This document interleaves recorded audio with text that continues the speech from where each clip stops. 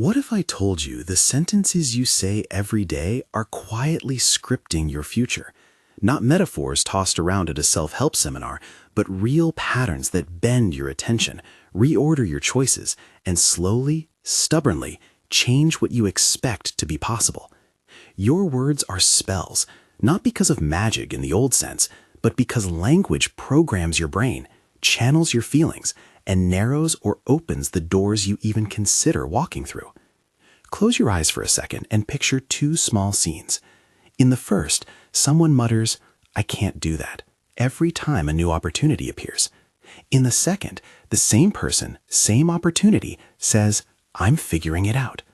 The opportunity itself hasn't changed. What changes is the entire architecture of response underneath that sentence. Attention, confidence, the tiny actions you take the next minute, the next hour, the pattern over weeks. Those tiny differences compound. Months later, the "I can't" person avoids risk, rehearses defeat, and rarely surprises themselves. The "I'm figuring it out" person learns, asks one more question, reaches out, and begins a chain of small wins. That's what I mean when I say words control reality. They don't wave a wand and alter external laws. They retune the internal machinery, neural pathways, habits, expectations, and through that rerouting, they shape the probabilities you encounter. Over time, the map you carry in your head becomes the territory you explore. And this is not just poetic. There's evidence, cautious, sometimes debated, but enough to make the claim worth testing. Neuroscience shows that repeated thoughts and phrases strengthen particular circuits in the brain. Linguistics and psychology show that the frames we use to describe events change how we perceive them. There are provocative experiments, some in sound and matter, some in social behavior, that suggest words and vibration have visible effects. We'll treat those carefully, suggestive, worth noticing, not miraculous certainties. In the next hour, you'll get tools, small, practical exercises that take minutes a day and start to rewire how you talk to yourself and others. You'll learn how to audit your default phrases, run a one-day swap challenge that will surprise you with what shifts, and pair believable affirmations with visualization to make them stick. You'll get a short, harmless experiment you can do with a glass of water, framed as a feeling test, not proof of molecular miracles, and a pattern for curating the media and music that shape your inner vocabulary. If you want practical, repeatable tools like this delivered regularly, subscribe now. This channel will keep sending the short exercises and weekly prompts that make change real. So let's begin. What follows isn't a lecture.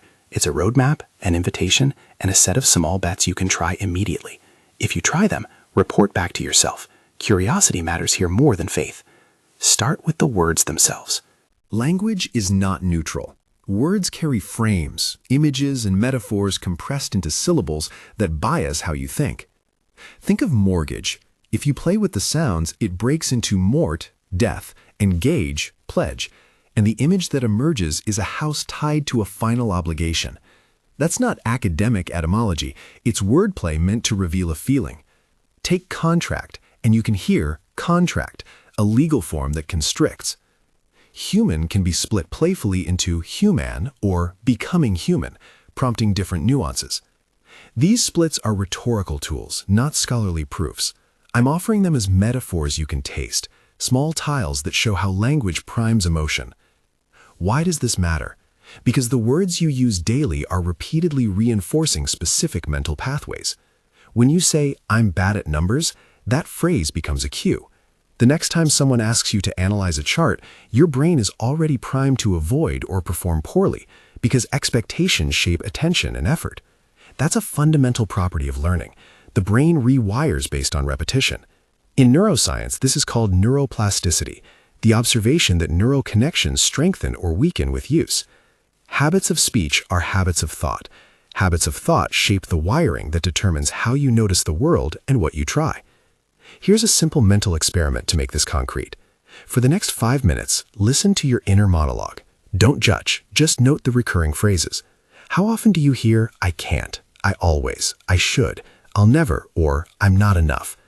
These aren't harmless filler. They're default scripts that narrow your options. Now notice the difference when you intentionally replace one with something small and believable. "I'm figuring it out." Usually "I'll try." Not yet. "I'll learn." The words shift the tone of possibility. That's your first data point, observation. Exercise 1, awareness audit, 5 minutes. Sit quietly and track the phrases you say to yourself for 5 minutes. Write them down without editing.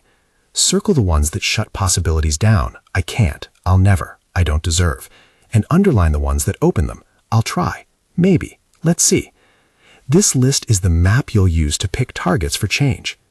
Now let's look at evidence in slightly more detail, with careful qualifiers.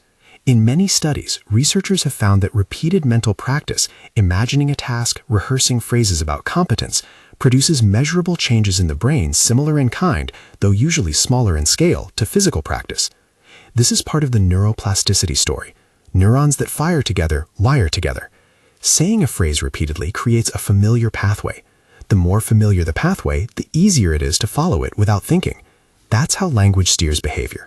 Linguists and psychologists also describe something called linguistic relativity, the idea that the words and grammar available to you shape the way you categorize experience. The strongest claims in that field are debated, but even modest versions of the claim are useful. Language nudges perception. If a culture has many words for a single phenomenon, people in that culture notice more shades of variation.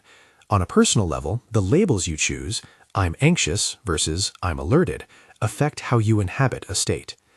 Then there are experiments from the realm of vibration and pattern. Work in cymatics shows how sound frequencies produce patterns in sand and liquids. These experiments, often done in controlled lab setups, visually demonstrate that vibration organizes matter in detectable ways. Masaru Emoto's widely shared images of water crystals, arranged allegedly in response to words placed near containers, are compelling visually, though his methods and claims are controversial and not accepted as conclusive by mainstream science. Present them as provocative demonstrations of an idea. Sound and intention can correlate with changes in pattern under certain conditions. They don't prove that saying, I am healed, will cure an illness, but they do point to an intriguing interface between vibration, intention, and perception that merits personal exploration. We should also be cautious with more sensational parallels. The double-slit experiment in quantum mechanics shows that observation affects the behavior of particles at extremely small scales. Scientists use it to talk about the role of measurement in quantum systems. That's not an invitation to say your thoughts collapse reality in the kitchen. But as a metaphor, it's powerful. Attention selects among possibilities. At the human scale, attention and language are the selectors that tilt your behavior towards some outcomes and away from others. Use the metaphor thoughtfully, never as scientific proof, always as a conceptual frame that helps explain how attention and phrasing can matter. Exercise 2, 2-minute water test. Optional, experiential. This is not a claim about molecular change. Treat it as a personal feeling experiment. Place 2 clear glasses of water on a table. Speak a positive, believable phrase to one, may I be clear and capable, and a neutral phrase to the other, this is water. Sit quietly for 1 minute focusing on the first glass, then 1 minute on the second. Note any differences in how you feel, how your attention shifts, or what images arise. The exercise trains attention and intention, which is the point, not proving physical transformation. Words also work socially. Media outlets, institutions, and social networks use framing to nudge groups of people towards shared interpretations. Call a protest a riot, and some people instantly picture chaos and threat. Call it a demonstration, and others see civic action. Headlines prime empathy or fear. Job titles, associate versus specialist, set expectations about competence and authority. This is not sinister by default. It's how language coordinates collective life. But it does mean that the words you absorb from news, ads, and authority figures are quietly shaping the vocabulary that runs your inner life. That leads to an important point about power and agency. If language is programming, then 2 sets of actors matter: the external scriptwriters, media, institutions, culture, and the internal scriptwriter, you, through repetition and attention. Too often we treat incoming language as passive input. Instead, you can become an active editor. Reclaiming language doesn't mean rejecting all external language. It means practicing discernment and choosing which phrases you let become habits in your mind. Exercise 3, the 1-day swap challenge. 1 day. Pick one limiting phrase you hear yourself say often. I can't, I'm too old, I always mess this up. For 1 full day, replace that phrase every time it occurs with a small, believable alternative. I'm figuring it out. I'm learning. I'll try 1 step. When you slip, note it without shame and restart. At the end of the day, write down 3 moments when the new phrase led you to take one different action, however small. This challenge is designed to create a single day of patterned repetition that can be surprisingly revealing. There's a reason the one-day swap works better than announcing that you'll be positive forever. Believability matters. If you promise yourself a grand identity shift, I am unstoppable, but you don't have the micro-experiences that support it, cognitive dissonance kicks in and the phrase backfires. Start small. I am becoming stronger is more useful than I am invincible because the former invites incremental verification. Pair your language changes with visualization and you accelerate learning. Imagining yourself doing the thing you say you can do recruits many of the same motor and motivational systems as actually doing it. A 5-minute daily visualization, coupled with a short, present-tense phrase you believe, makes neural pathways more likely to fire when the real moment arrives. Exercise 4. The 5-minute pairing. Choose a single, believable affirmation. I am capable of handling this task. Sit quietly for 5 minutes. Close your eyes and picture, in as much sensory detail as possible, a small scene of you completing a specific step related to that task. Opening an email, starting a report, asking a question. Say the affirmation once at the start and once at the end of the visualization. Keep it realistic and focused on one next action. Repeat for a week. One more practical bit that tends to get ignored. The steady diet of input shapes the phrases you use. Music, podcasts, and news programs prime emotional language. If you spend hours in a feed that uses scarcity and alarmist phrases, your inner monologue adopts that cadence. Curate your input with the same intention you curate your vocabulary. That doesn't mean living in an echo chamber or ignoring problems. It means actively choosing sources that offer constructive framing alongside critical information. What does all of this add up to? In the short term, you notice shifts, less automatic defeat, more curiosity, small behavioral nudges. In the long term, repeated patterns carve deeper grooves. New grooves mean new automatic responses, and you find yourself stepping into possibilities you once overlooked. Words don't guarantee outcomes, but they tilt the field of play. Now imagine taking the one-day swap, and after a week of paired visualization and curated input, applying that same attention to the language you encounter in the world. What headlines do you let register? Which phrases in meetings do you echo? Which metaphors do you amplify? This is where individual practice meets social reality, and where the idea of they shaping you becomes less ominous and more practical. You are part of how language circulates. When you change your speech, you change the feedback loop. Before we move to examples of how institutions and media shape collective reality, because that's where the stakes rise, let's do a short micro-experiment you can try right now. It takes less than 3 minutes and will give you immediate data on how language affects feeling. Micro-exercise, the 2-sentence swap, 3 minutes. Think of a recent small setback, a missed deadline, an awkward conversation, a failed attempt. Now write 2 brief sentences about it. Sentence A, describe it using your habitual language. Sentence B, rewrite it using one small believable shift, e.g., I'm figuring it out, instead of I failed. Read sentence A aloud. Notice how your body reacts. Breath, posture, image. Then read sentence B aloud and notice any change. Which sentence primes a next step? Which sentence anchors defeat? This tiny ask shows you how phrasing alters readiness. These immediate experiments are essential because the claim at the center of this video, words that control your reality, is empirically interesting only if it produces observable differences you can test for yourself. The next section will expand on how social systems use framing and how the patterns you practice can either reinforce or resist those frames.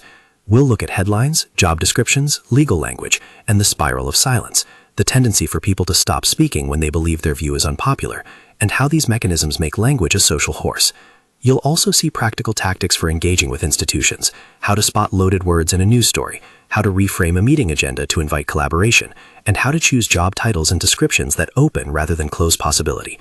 Those are essential skills if you want not just to change your private monologue, but to shape the language in your circles, family, workplace, community. But before that, there's one more layer I want to lay down because it often gets overlooked, the embodied aspect of language. Saying phrases isn't just cognitive, it is somatic. The tone you use, the posture you take, the rhythm of breath, these enact the meaning. Standing and saying, I'm figuring it out with a steady breath feels different from muttering it under your breath while slumped at a desk. Embodied repetition ties the sentence to action capacities. That's why the most durable changes combine speech with small physical rituals, a deliberate breath, a a short walk after saying a phrase, a notch on a calendar. An optional non-medical ritual some people use is a symbolic break, a fasting or simple diet reset to clear mental fog, or an intentional act of drinking water with a phrase spoken aloud to mark a new beginning. Use these rituals cautiously and respectfully. They're not scientifically required. They're psychological signals your brain uses to mark change. If rituals help you commit, they're worth trying. If they feel performative and empty, skip them. We've moved from the personal mechanics, words, neuroplasticity, visualization, towards social scales. That's where the story gets more interesting and more complicated. Language is an individual neurocognitive tool, and it's also a public technology, wielded in advertising, headlines, politics, corporate PR, and everyday conversation. The next section will trace how those external uses of language create shared realities and how you can navigate, resist, or reframe them.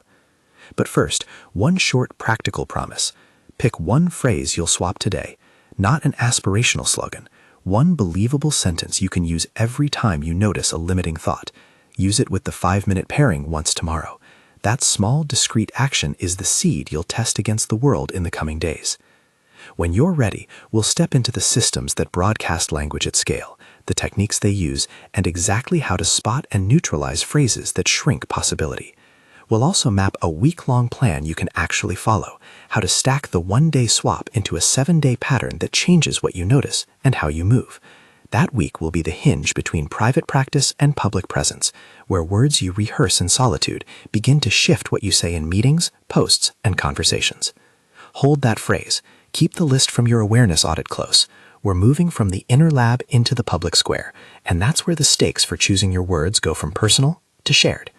We're moving from the inner lab into the public square, and that's where the stakes for choosing your words go from private to visible. Here, language doesn't just nudge your neurons, it organizes how groups think, what institutions accept, and which options are treated as legitimate. If you want to change what's possible for you, you can't ignore how language operates at scale. So let's map the way the outside world uses words, how you can spot those moves, and where to put your own voice so it starts to redirect the story. Start with the obvious tool of collective framing, labels. A label assigns a role and a script at once. Call a neighborhood plan revitalization, and you prime investors and public officials to see growth. Call the same plan gentrification, and you prime people to see displacement and loss. The words aren't neutral, they orient moral attention.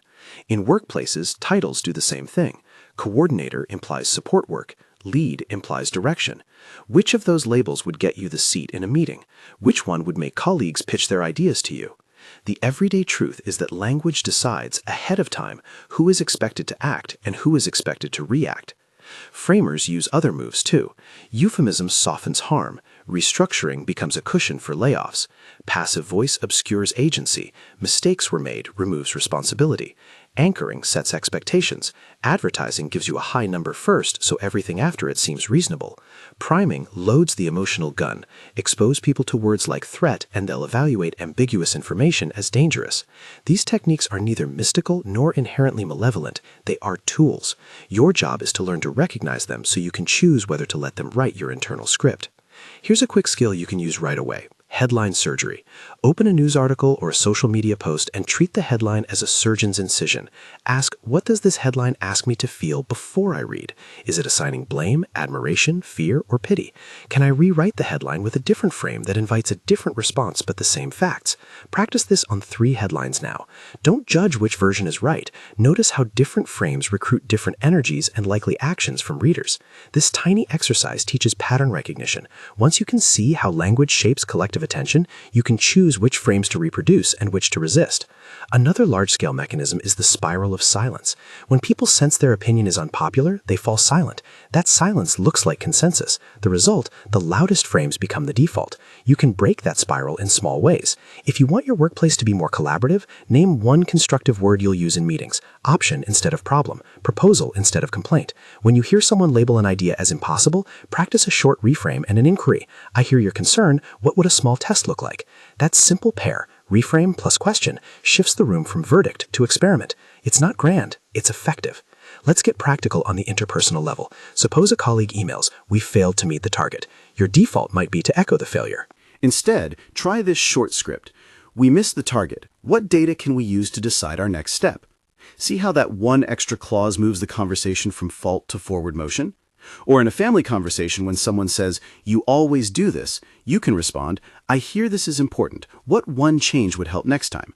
These are tiny linguistic pivots that open doors instead of building barricades. Now, a brief caution about what you'll hear from some corners of the self-help world.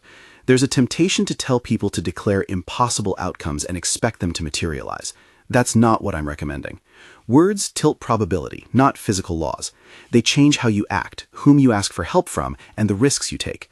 Those changes can shift outcomes over weeks and months. They don't create guaranteed miracles. Keep your language experiments tethered to small, testable actions you can verify in the world. All right, let's put some of these ideas into concrete, repeatable practices that bridge private habit and public speech. Below is a 7-day scaffold that stacks the exercises you've already seen into a week that's both ambitious and realistic. If you commit to this week, you'll have tried the 1-day swap, added daily visualization, cleaned your intake, practiced reframing in public, and reflected on where language most shapes your life. I'll give you the daily tasks and the micro goals you can aim for. Day 1, the 1-day swap. Test and record.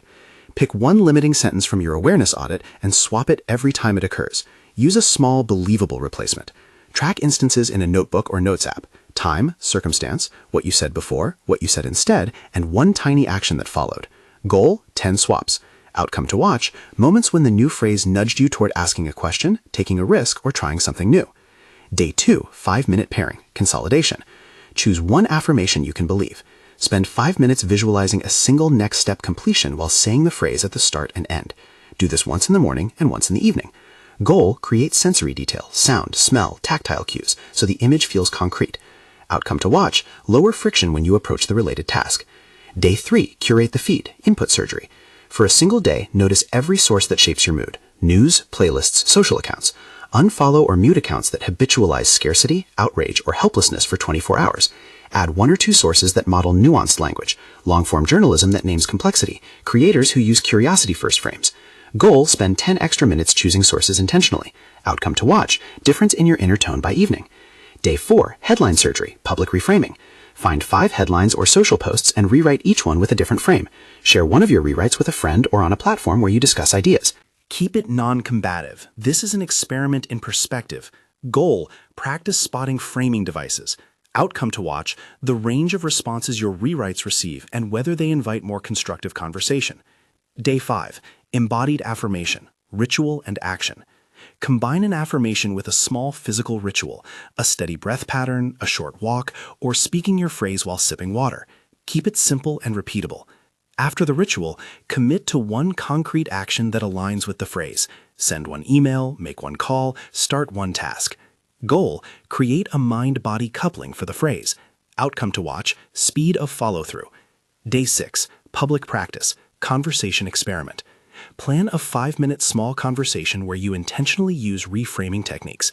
Ask one clarifying question, offer one small reframe, close with a next step. This could be in a meeting, with a peer, or at home. Goal, practice live reframing under social conditions. Outcome to watch, how people shift when invited into an experimental register rather than a judgmental one. Day 7, reflection and plan, audit and scale. Review your notes from the week. Choose 3 phrases that felt most useful and plan how to use them next week. Consider a language check at the end of each day for 1 week to reinforce awareness. Goal, convert experiment into a small habit. Outcome to watch, which phrases feel like part of your default vocabulary after 7 days. Each day is small, but stacked together they create a pattern. Attention, replacement, embodiment, public practice, and reflective scaling. That's how repetition works with neuroplasticity. Tiny acts, repeated, become automatic. Let's add a few more experiments you can use whenever curiosity hits. The negation-free day. Speak for 24 hours without using words like no, not, never, or can't. It forces you to reframe limits as possibilities. The gratitude recast. For a day, turn 3 complaints into curiosity questions. I hate the commute becomes, what one change could make this commute more useful? The ask one thing experiment. In every social interaction for a day, ask one curious question rather than giving an opinion. These experiments sharpen linguistic flexibility, which is the muscle behind resilient speech. Now return to the social machines, advertising, policy language, corporate memos, and how you navigate them without paranoia. There's a balance between vigilance and cynicism. You don't become ineffective by refusing to speak. You become more effective by choosing when to enter the conversation. If an ad primes scarcity, only two left, you can counter the internal pull with a pause and a check. Do I value this, or am I being moved by urgency? The pause is a linguistic tool. It's a tiny sentence between stimulus and response. Not now, I'll consider. Use it as a default safety net. In meetings and leadership situations, you can deploy specific phrases that change the room's energy. In some cases, changes are immediate. A different phrase can prompt a question that changes a meeting agenda in real time. In other cases, change is cumulative. New neural pathways form slowly, and you'll only notice after weeks that old reactive patterns have faded. Expect both kinds of evidence and value both. Immediate wins keep motivation alive. Slow wins build durability. Now back to the more controversial experiments we mentioned earlier, the ones that visually show how vibration organizes matter, and the metaphors from quantum physics.